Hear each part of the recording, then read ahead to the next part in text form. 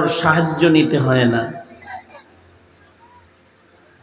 আর যদি চর্মচক্ষু কারোর না থাকে তখন তাকে এই এই এই এই কথা কইন না। চর্মচক্ষু যাদের আছে তাদের কারোর সাহায্য সহযোগিতা নিতে হয় না, পথ চলতে সে নিজের চোখে দেখে দেখে চলতে থাকে। যার চর্মচোখটা নাই তার কিন্তু আরেকজন চক্ষুওয়ালার দ্বারস্থ হতে হয়। এবং দেখবেন অন্ধরা যখন ভিক্ষা করে, যার চোখ নাই, পথ চলে, তখন তার সামনে আরেকজন চক্ষুষ্মান মানুষ তাকে চালায়া নিয়ে যেতে হয়। প্রশিক্ষণের মাধ্যমে এখন অন্ধরাও পথ চলে, যখন অন্ধগুলো আবার শিক্ষিত হয়ে যায়। চোখ না থাকলেও তার এমন কিছু ইলম হাসিল হয়ে যায় যে ইলমের দ্বারাই সে রাস্তাও চলে না, শুধু কোরআনও পড়ে, হয়ে যায় না? চোখ নাই কিন্তু এমএ পাস, চোখ নাই কিন্তু হাফিজুল কোরআন, চোখ নাই কিন্তু বুখারী শরীফও পড়ে, আছে না নাই? অন্ধদের স্কুল আছে, অন্ধদের কলেজ আছে। গত কয়েকদিন আগে আমি সিলেটে এক মাদ্রাসায় গেলাম, ওখানে প্রায় 250-300 অন্ধ ছেলে আছে, তারা লেখাপড়া করে। এদের কেউ কেউ হাফিজে কোরআন এবং কিতাবখানায় পড়ে। তো কথার কথা, চোখ যদি না থাকে তাইলে তার দুনিয়ার পথ চলা কষ্ট। চর্মচোখের দ্বারা দুনিয়ার পথ চলা যায়। আমাদের তো এই দুনিয়ার জীবনই শেষ না, আমাদের সামনে আরো 2টা আলম আছে। একটা আলমের নাম আলমে বারজাখ, আর একটা আলম হলো আলমে আখিরাত। আলমে আখিরাতে জান্নাতের পথে চলতে আর একটা চোখ লাগে, যেই চক্ষুটা হলো ইলম ও হিকমতের চোখ, ইলমে দ্বীনের চোখ। ইলমে দ্বীনের চোখ যদি কারোর থাকে তাহলে সে নিরাপদে আখিরাতের পথ চলার শক্তি অর্জন করে এবং সে জান্নাতের পথে নিরাপদে চলতে পারে। এই কারণেই তলাবুল ইলমি ফরিদাতুন আলা কুল্লি মুসলিম, সকল মুসলমানের উপরে ইলমি দ্বীন শিক্ষা করা ফরজ। কারণ ইলমি দ্বীন ব্যতিরেকে আখিরাতের পথ চলা সম্ভব নয়।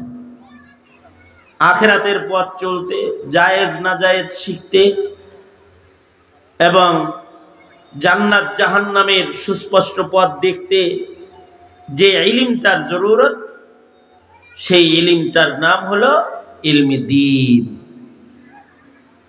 যুগে যুগে বাবা আদম থেকে শুরু করে আমাদের নবী আলাইহিস সালাম পর্যন্ত যত পয়গম্বর দুনিয়াতে আসছে, সব পয়গম্বরদের মাধ্যমে আল্লাহ তাআলা দুনিয়াতে ইলম পাঠাইছে। কি পাঠাইছে? ইলম পাঠাইছে। যেমন আদম আলাইহিস সালাতু ওয়াস সালামকে আল্লাহ পাক সর্বপ্রথম যে জিনিসটা দান করছেন সেটা হলো ইলম দান করছেন। কি দান করছেন? আদম আলাইহিস সালামের প্রথম মুজিজাই হলো ওনার ইলম। ওয়া আল্লামা আদামাল আসমাআ কুল্লাহ। আদম আলাইহিস সালাতু ওয়াস সালামের সিনার মধ্যে আল্লাহ তাআলা সকল দুনিয়ার আসবাব সবকিছুর ইলম আল্লাহ তাআলা বাবা আদমকে দিয়ে দিয়েছেন। সবকিছুর নাম তিনি জানতেন, যেই জিনিসগুলো ফেরেশতাও জানে না, কেউ জানতেছে না, কিন্তু আল্লাহ তাআলা ইলমের মাধ্যমে বাবা আদমকে এই দৌলত দান করে, ইলমের মাধ্যমে আল্লাহ তাআলা বাবা আদমকে মর্যাদা দান করেছেন এবং ফেরেশতাদেরকে হুকুম করেছেন উসজুদু লি আদম, আদমকে সিজদা করো। তা বাবা আদম থেকে শুরু করে আমাদের নবী পর্যন্ত যত পয়গম্বর আসছে, সকল পয়গম্বরকে আল্লাহ তাআলা ইলম ও হিকমত দান করছেন, ইলম দান করছেন। সব নবীরা আকাশ থেকে আসমান থেকে ইলম নিয়ে পৃথিবীর মাটির উপরে আগমন করেছে মানুষদেরকে জান্নাতের পথ দেখাইতে, আল্লাহ পাওয়ার পথ দেখাইতে। আমাদের নবী আলাইহিস সালামেরও বহু মুজিজা আছে আমাদের নবীজির, কিন্তু আমাদের নবীজির এক নাম্বার মুজিজা হলো নবীজির ইলম। আল্লাহু আকবার বলেন। নবীজির এক নাম্বার মুজিজা কি? ইলম। নবীজির ইলম হলো নবীজির এক নাম্বার মুজিজা। আল্লাহর রাসূলকে আল্লাহ তাআলা কত ইলম দান করেছেন। قال رسول الله صلى الله عليه وسلم أوتيت علم الأولين والآخرين। আল্লাহর রাসূল বলেন, আল্লাহ তাআলা আমাকে আউয়ালিন ও আখিরিনের সব ইলম আল্লাহ তাআলা আমাকে দান করেছে। ইলম, পূর্বের ইলম, অতীতের ইলম, মুস্তাকবিল ভবিষ্যতের ইলম, একেবারে জান্নাত পর্যন্ত যত ইলম আছে সব ইলম আল্লাহ তাআলা আমাদের নবীজিকে দান করছেন। নবীজির ইলম বেশি, নবীজির মর্যাদা বেশি। আমাদের নবী শ্রেষ্ঠ নবী, আমাদের নবী শ্রেষ্ঠ আলেম, আমাদের নবী শ্রেষ্ঠ রাসূল, আমাদের নবী সাইয়্যিদুল মুরসালিন। নবীজির ইলমও সর্বোচ্চ। তো এই কারণে নবী আলাইহিস সালাতু ওয়াস সালামের ইলম যেটা আল্লাহর রাসূল রেখে গেছেন, এই ইলমের উপর দিয়ে পৃথিবীর বিজ্ঞান শিক্ষা যতই উন্নত হবে, নবীজির রেখে যাওয়া ইলমের উপরে উঠতে পারবে না। কারণ নবীজির ইলমটাই তো মুজিজা। নবীজিকে আল্লাহ তাআলা সব ইলম দিয়েছেন। তো এই কারণে পৃথিবীর বিজ্ঞান, জাগতিক শিক্ষার চরম উন্নতির পরেও এই দুনিয়ার সব ইলম কোরআনের ইলমের কাছে পরাজিত, মুহতাজ। কারণ আল্লাহর রাসূলকে আল্লাহ তাআলা সর্বোচ্চ ইলম দান করেছে। ইলমের দ্বারা মানুষ আখিরাত চলবে, আখিরাতের পথ চলবে। ইলমের দ্বারা শয়তানের ওয়াসওয়াসা থেকে বাঁচবে। ইলমের দ্বারা আল্লাহ পাকের অপছন্দ এটা জানবে। ইলমের দ্বারা আল্লাহ পাক যেটাকে হারাম করেছেন সেটাকে চিনবে, আবার আল্লাহ যেটা হুকুম করেছেন হুকুমটাকে জানবে। ইলমের দ্বারা মানুষ জান্নাতের পথ চলবে। মানুষ যেন কিয়ামত পর্যন্ত, জান্নাত পর্যন্ত, নবীর উম্মত যেন জান্নাত পর্যন্ত ইলমের আলো দিয়া চলতে পারে এবং পৌঁছতে পারে। কিয়ামত পর্যন্ত আল্লাহ তাআলা আমাদের নবী সাইয়্যিদুল মুরসালিন মুহাম্মাদুর রাসূলুল্লাহ সাল্লাল্লাহু আলাইহি ওয়াসাল্লামের ইলমকে জমিনে হেফাজত করার জিম্মাদার আল্লাহ তাআলা নিজে হয়েছেন। আল্লাহ নিজে এটাকে হেফাজতের জিম্মাদারি নিয়েছেন। কারণ আমাদের নবীজি তো শেষ নবী। আমাদের নবীজির পরে কিয়ামত পর্যন্ত আর কোনো নবী নাই। তাইলে এই উম্মত কিয়ামত পর্যন্ত যে চলবে, মূর্খতার সবলে যদি আক্রান্ত হয়, এরা জান্নাত দেখবে কেমনে? এ কারণে নবীজির রেখে যাওয়া ইলমকে হেফাজত করার দায়িত্ব, জিম্মা আল্লাহ তাআলা নিজে নিয়ে গেছেন। এবং জমিনে ইলমের হেফাজত আল্লাহ তাআলা আল্লাহর পক্ষ থেকেই করবেন। তবে দুনিয়ার মাটিতে যারা নিজেদের চেষ্টা এবং মেহনতের মাধ্যমে ইলমের সাথে নিজেরা সম্পৃক্ত হয়ে যাবে, আল্লাহ তাআলা তাদেরকে ইলমের নিসবতের কারণে আল্লাহর কাছে আল্লাহ তাআলা সম্মান দান করবেন। এ কারণে কেউ যদি ইলম শিখে তাহলে সেও দামি হয়ে যায়। যে ইলম শিখে ফেলে সে নায়েবে নবী হয়ে যায়। নায়াবাতের চেয়ার, মসনদ আল্লাহ তাআলা ইলম শিখনেওয়ালাকে দান করে। ইলম যদি কেউ নিজের সন্তানকে শিখায় তো আল্লাহ তাআলা এই মা বাপরেও সম্মান দান করে। ময়দানে মাহশারে আল্লাহ তাআলা নিজের প্রজন্মকে ইলম শিখানোর পুরস্কার হিসেবে আল্লাহর রাসূল বলেন পিতা মাতাকে আল্লাহ তাআলা আল্লাহর পক্ষ থেকে নূরের তাজ পরায়া দিবে, পুরস্কৃত করবে, যেই নূরের তাজের আলো সূর্যের আলোর চাইতে বেশি ভালো হবে। কেন? ওই যে ইলমের সাথে লাগার মেহনত করছে। তবে ইলম নিজের শক্তিতে অর্জন করা সম্ভব নয়। ইলমে দ্বীন আল্লাহ পাকের সিফাত ও নূরের নাম। এ কারণে ইলম আল্লাহর কাছে চাইতে হয়, শুধু চেষ্টা করে আলেম হওয়া যায় না। এ কারণে বহু মানুষ চেষ্টা করে কিন্তু সে ইলম পায় না। বহু মা বাবা চেষ্টা করে নিজের সন্তানরে আলেম বানাইতে পারে না, মান্যত মেনে থুয়ে দেয় কিন্তু আলেম হয় নাই।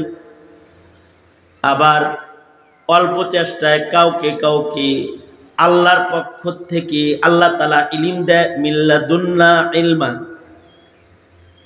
আবার ইলম যারা অর্জন করে তারা আল্লাহর কাছ থেকে ইলম চায়া লয়।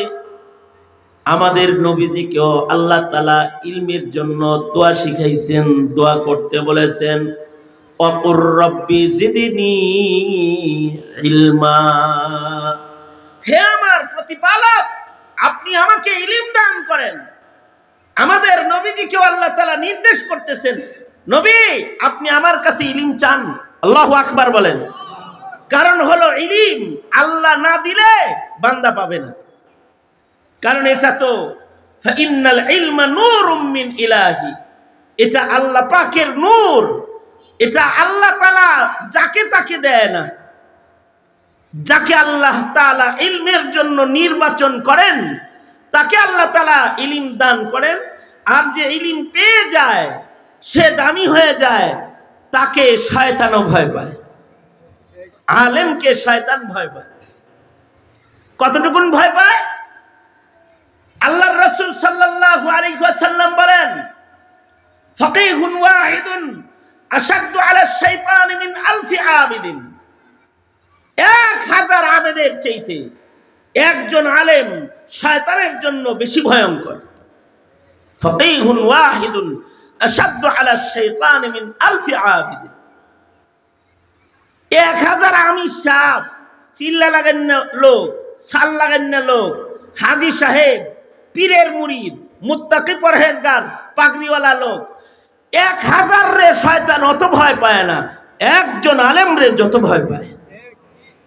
কারণ কি? ইবনে আব্দুল বার মালিকি মাযহাবের অনেক বড় মুহাদ্দিস ও ইমাম ছিলেন। ওনার গুরুত্বপূর্ণ খেদমাত হাদিসের কিতাবাদি আলোড়ন সৃষ্টিকারী কিতাব আছে। যেমন ওনার আলোড়ন সৃষ্টিকারী কিতাবের ভেতরে একটা কিতাব হলো আল ইস্তিযকার। ওনার আলোড়ন সৃষ্টিকারী কিতাবগুলোর ভেতরে একটা কিতাব জামিউল উলুম।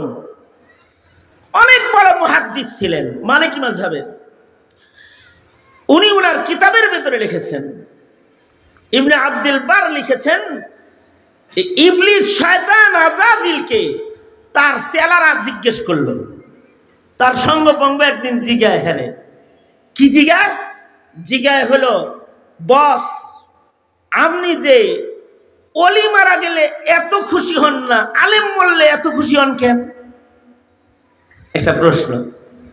কোন অলি বুজুর্গ মরলেও এত খুশি হন না, কিন্তু কোন ফকিহ আলেম মারা গেলে আপনি এত খুশি হন কেন? এত খুশি হন কেন? আবেদ মরলে তো এত খুশি হন না, আলেম মরলে এত খুশি হন কেন? ইবলিসে কয়, এই জিনিসটা তোমাকে তো হাতে কলমে শিখান দরকার। এটা মুখে বললে তো বুঝতে না, ভালো চলো যাই। তে ইবনে আব্দুল বার বলে, ইবলিস তার চেলাদেরকে নিয়ে এক অলির কাছে গেছে, আবেদের কাছে। আমার সামনের কথাগুলা বুঝার আগে একটা কথা আগে বুঝেন, সেটা হলো এই, আপনাদের এলাকায়, এই এলাকায় মুরগিতে ডিম পারে তো নাকি? আপনাদের এলাকার মুরগি ডিম পারে না, খালি হাঁসে পারে ডিম? হ্যাঁ, আচ্ছা, একটা মুরগির ডিম কত বড় হবে আর কত কেজি হবে? মিনিমাম 10 কেজি তো বটেই আপনাদের এলাকার গুলা। হ্যাঁ, কিরকম বড় হইব? এত বড় 2 হাতে ধরতে হইব নাকি? হ্যাঁ, একটা মুরগির ডিম কতটুকুন বড়, ছোট্ট, যা মুঠের ভেতরে আয়াতে এসে যাবে। কিছু দেশি মুরগির ডিমের সাইজ তো এত ছোট হবে যে এটা হাতের তালুতে নিলে, মানুষের বড় হাত হইলে এটার তালুর ভিতরে ওটা ঢাইকা যাবে। ঠিক না ঠিক? এই কারণে দেশি মুরগি এখন আর অনেকে পালতেও চায় না, ডিম ছোট ছোট হয়। এই গৃহস্থের অনেক রাগ যে তোরে এত আদর করে পালি, তুই ছোট ছোট ডিম দেশ। গৃহস্থ তো এটা চিন্তা করে না, এই ছোট ডিমটা পারতেই যে হ্যার কত কষ্ট গেছে। এই ছোট্ট ডিম যেটা মুরগি পারে, আল্লাহ পাকের নিয়ামত, প্রতিদিন একটা করে ডিম দেয়। ডিমটা যেহেতু ছোট, ডিমের ভেতরের জায়গাটাও তো ছোটই নাকি বলেন? ভেতরে অবস্থান করে একটা কুসুম, ছোট্ট একটু জায়গা। আর এইটা যেই খোসার আবরণে পেঁচায় থাকে, আবরণটা এত হালকা যে এটা ভাঙতে কোনো হাতুড়ি বা অন্য কোনো পাথরের দরকার পড়ে না। এটারে টোকা দিলে কি হয়ে যায়? ভেঙে যায়। এবার